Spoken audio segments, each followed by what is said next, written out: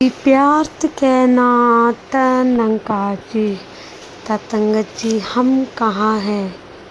ततंगत जी हम कहाँ पे खड़े हैं, क्या कर रहे हैं, इसके बारे में सोचना बहुत ज़रूरी है। ततंगत सतगुरु माता जी हमें हर पल चेतन कर रहे हैं कि हम किधर जा रहे हैं। हर चेतन व्यक्ति की यह जिम्मेदारी है कि पथ पर बढ़ते हुए वह एक बार ज़रूर सोचे कि वह कहाँ जा रहा है, उसका लक्ष्य क्या है। कहीं वह अपने लक्ष्य से भटक तो नहीं गया है। ततंगत जी आत्म विश्लेषण बहुत ज़रूरी है, क्योंकि कहीं हमने सद्गुरु के आदेशों उपदेशों को हमने अपनी सुविधा अनुसार मोड़ने की आदत तो नहीं बना ली है। सद्गुरु की आड़ लेकर हम कहीं हर वह कर्म तो नहीं कर रहे हैं जो हमारे मन में आता है। ततंगत जी सद्गुरु का अपार शुक्राना है कि सद्गुरु हमें समझा रहे कि उसके आदेश और उपदेशों पे चलेंगे, अपने मन की नहीं करनी है। ततंगत ब्रह्मानुभूति साधारण विषय नहीं है। ब्रह्मानुभूति स्वयं की गहनतम अनुभूति है। ततंगत जिसके होने के बाद अपने पराये धनी निर्धन काले गोरे देसी विदेशी आदि सभी भेद समाप्त हो जाते हैं। वहाँ प्रेम का निर्द्वंद सामंजस्य होता है। ब्रह्मज्ञानी होना गौरव की बात है, और यह एक ऐसा दीप है जो उजाला करता है। जिसमें उजाला होता है जो लोग सही राह दिखाते हैं, वो लोग उसका अनुसरण करना गौरव की बात मानते हैं, क्योंकि अब इस परिभाषा की तुलना में हमें जीवन रखना होगा। क्या हम ऐसे दीप हैं जो प्रकाशित हैं?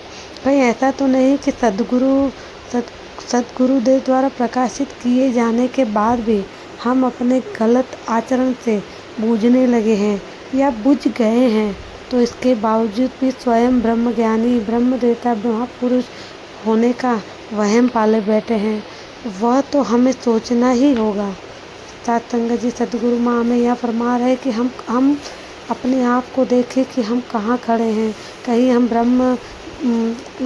सद्गुरु की दात मिलने के बाद भी, ब्रह्म ज्ञान की दात मिलने का बाद भी कहीं ऐसे कर्म तो नहीं कर रहे हैं जहाँ हमें नहीं करना चाहिए, और हम अपने मन की तो नहीं कर रहे। सत्संगत हमें चाहिए कि हम आत्मनिरीक्षण करें कि मनुष्य का मूल्यांकन हम किस प्रकार आधार पर करते हैं।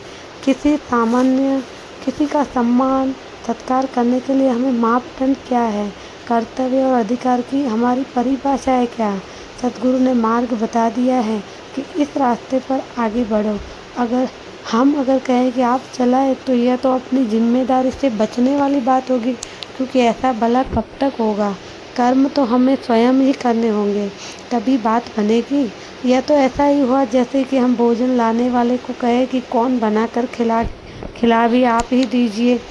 तो हमें यह नहीं भूलना चाहिए कि हम मानव हैं, मानव जन्म सर्वश्रेष्ठ है, और इसे इस निष्क्रिय रूप से बिताए जो जीवन को इससे बड़ा दुरुपयोग क्या होगा। कर्मवीर बनने की आवश्यकता है। इसलिए बाबा गुरुदेव सिंह जी महाराज जी अपने विचारों में फरमाते हैं कि अपनी एक पुस्तक में एक स्थान पर कहा है कि भूल जाओ ऐश और आराम को, फैल जाओ अपने नगर गली मोहल्लों में उस वस्तु को सब तक पहुंचाने के लिए जो आपको अपने सद्गुरु से प्राप्त हुई है। यदि कर्म करने की आवश्यकता नहीं होती तो सद्गुरु बाबा जी ऐसा क्यों कहते। तो सत्संग जी आओ हम सोचते हैं कि हम कहाँ खड़े हैं। सद्गुरु बाबा जी का हम प्रवचन हमारे जीवन के लिए जीवन व्यापन का संदेश है। क्या हमने प्रवचनों को गहराई को अपने अंदर में समझा है। हमारा लक्ष्य चाहिए कि सही अर्थों में ब्रह्म ज्ञानी बनना। कहीं हम बाबा जी के वचनों को मात्र टैप रिकॉर्ड सुनने की बातें ही तो नहीं दोहरा रहे। सद्गुरु के वचनों को हम अपने जीवन में धारण कर रहे हैं। समाज की जो संरचना है उससे हमारा उतना संबंध अवश्य ही है जितना किसी भी व्यक्ति का हो सकता है। अच्छाई बुराई उन्नति अवनति से हमें बच नहीं सकते हैं। बाबा जी फरमाते हैं कि हमें जो भी जीवन की व्यावहारिक राह बताई गई है वह परित्याग की नहीं है, समन्वय की राह है। इसलिए हमें समाज से दूर नहीं भाग सकते। दर्पण में यदि मुंह टेढ़ा दिख जाए तो वह निश्चित ही रूप से ही कहीं खोट है। या तो दर्पण खराब है या हमारा मुँह तिरछा है। यदि दर्पण में खराबी है और हम उसे ठीक करना होगा। खराब दर्पण के सामने से दिखने के लिए मुँह तिरछा करने से काम नहीं चलेगा, बल्कि दर्पण ही सही पानी वाला लाना पड़ेगा, तभी बात बनेगी। तो सतगुरु का अपार अपार शुक्राना।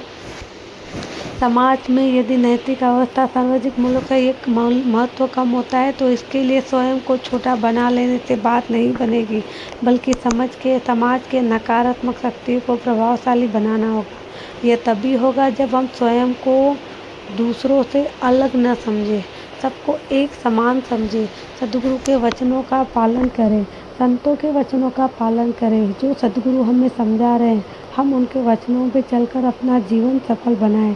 मन मत पर न चलकर माया के चक्कर में न पड़कर सद्गुरु के वचन को आत्मनिरीक्षण कर अपने जीवन में डालें। सत्संगत जी, प्यार से कहना, धन्यवाद जी।